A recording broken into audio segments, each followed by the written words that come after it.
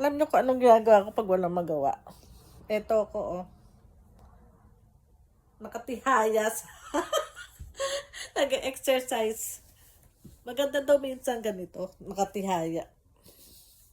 Kasi yung nagdo-double chin ako para mawala yung double chin ko.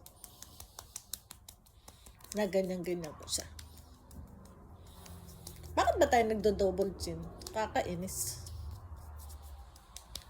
Yung iba naman walang baba. mas gusto ko na yung double chin.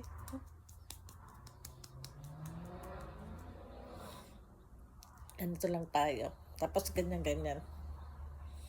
Exercise. Taas ng paa. Yan. Ganyan. Tapos stretching. Ganyan.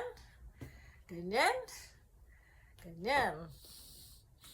Mamaya ako mag-exercise. Ay, taba-taba. Ang breakfast ko ngayon, sandwich. Sandwich with, sausage. Hindi sausage yun. Sausage ba tawag doon? Hotdog? Tirin na ito hotdog yun eh. May favorite ako ditong parang wina ng Japan. Siya, Nathaniel ang pangalan. Ang sarap siya. Alam mo, hindi ko siya piniprito. Pinapakuloan ko lang siya sa tubig. Yun lang. Parang, ayoko kasi ng prito. Ayoko ng mantika. Tapos, avocado. Yun.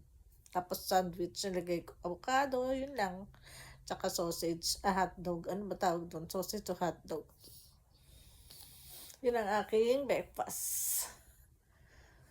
Tapos, inom ng vitamins. Tapos, mamaya kending. Ayun ang exercise. Tamad ako maglakad kasi lakas ng hangin. Nagkakaroon ako ng pantal-pantal pag hangin. Yung tagul na may ba yun? Tagul na may tawag doon sa Philippines. Yun. Kaya, pag mahangin, ayoko lumabas. Tago muna ako. Dito na lang muna ako mag-exercise sa loob ng bahay. Ganyan. Ganyan, oh. Oh. Diba?